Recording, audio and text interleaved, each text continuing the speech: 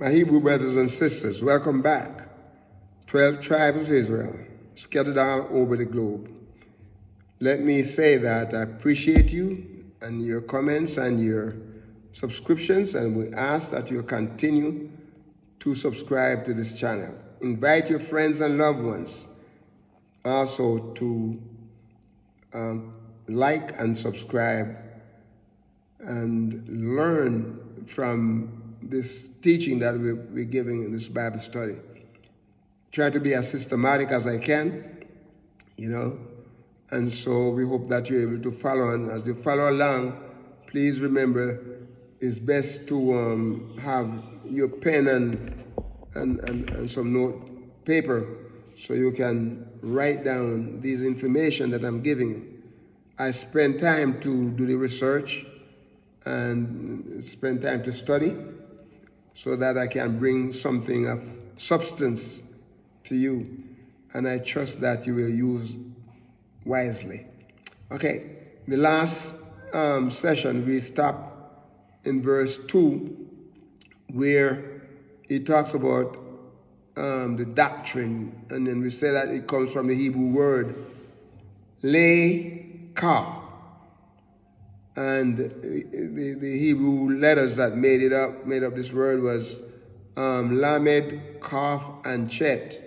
And the meaning is something received, that is mentally instruction, whether this instruction is on the part of the teacher or the hearer. Also, in a sense, we talk about in an act of our sense, right? Invigilment. When you're inveigled to do the right thing, some people are inveigled to do the wrong thing. But this doctrine, this teaching, this learning, is fierce speech that is talking about here. Okay? All right. Then I want us to look, we're still in verse 2, and we're dealing with words there in verse 2. Look at the word forsake. He said you have to forsake not. Forsake not. What he's saying here, the teaching that you're giving, the doctrine, a good doctrine that is giving us, we are not to forsake. And this word here, forsake, comes from another Hebrew word, azab. Azab. Is in English is spelled A-Z-A-B.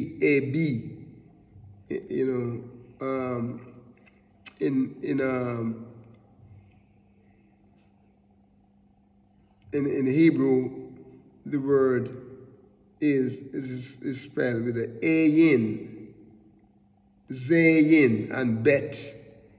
3 Hebrew letters of the alphabet that make this up. Azab, Z-yin, A-yin, A-yin, Z-yin, and bet. And the meaning is to loosen. That is relinquish. Don't loosen. Don't make it get away from you. Don't relinquish it. Don't permit it to slip. Commit yourself to it. Don't fail or forsake to do this instruction. Fortify yourself. Yahuwah, the Ruach, will help us and straighten us. Don't leave it. Don't leave it. It's like don't become destitute of hearing this instruction. Don't refuse to. Surely follow what Yahuwah said. Okay? And then, of course, in the same verse 2, he said, don't forsake my law, right? The word law is the word Torah. Torah. Okay, when we talk about the Torah all the time, it's sometimes we narrow it down just to the certain law that is given, but when we can, in an overall picture, a sense, we say the whole word, the whole of Yahweh's word, we refer to as also the Torah. But the Torah, in its specific sense of the word, is the law of Yahuwah, the law that's given to us. The same law that we have to abide by, that many countries of the world, they took the Torah and made it into statutes, for people to follow. And like here in the United States and in some of the Caribbean islands, is a voluntary thing. You want to do it, you do it. If you don't want to do it, you don't do it. But if you don't do it, if you don't obey, you have to pay the consequence. You have to pay. A lot, like people say, oh, the law is done away with. We don't need the law anymore. Oh, we are under grace. Yes, we are under grace. My brothers, my sisters, we are under the favor of Yahuwah. Or Elohim, he gives us favor. But guess what? Does not, because you have favor of Yahuwah, does not mean that you're not to keep his statutes, his laws, his commandments. These, don't let people lead you astray and tell you that the commandment is done away with. The ceremonial part of the commandment, we don't have to sacrifice every day anymore, like we were commanded to sacrifice every day for something. Okay? And all have to do with sin. Right? We have to offer the sin offering, we have to do all of these. Those things are done away with. Yeshua, he came and he became a once and for all sacrifice. Okay? He freed us from that. But even Yahuwah said in his word that not even a little jot, nothing, a simple, okay, in the Hebrew alphabet, by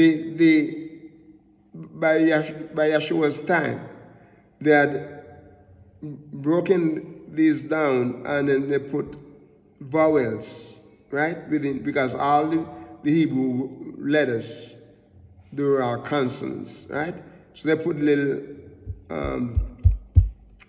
they put the vowels, and then just like in English, you have the A, E, I, O, U, and sometimes Y, right? They don't put them like that. They don't name them like that. What they do little dots and little strokes to identify what a long A is and a regular short A is, what an E is, what the I is, and what the O is, and what the U is, and so on. And so they put these in, and they said that they were putting them between the consonants to let people who don't quite understand how to pronounce the consonants to make it easier for them to read Hebrew. Okay?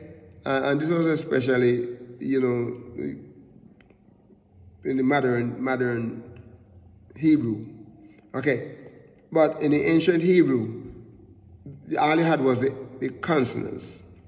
Okay, I think up until the Middle Hebrew was consonants, and the letters and the words, right? So here, these little dots, the little strokes, the one that make up the A and the one that makes the A sound is a little bigger than the one that makes the E and the I sound, because a little, like the little dot over the I, like when you're making an I, a common I, the little I. Okay? Though Yeshua said, none of those, He said, none. Not, law will not pass away.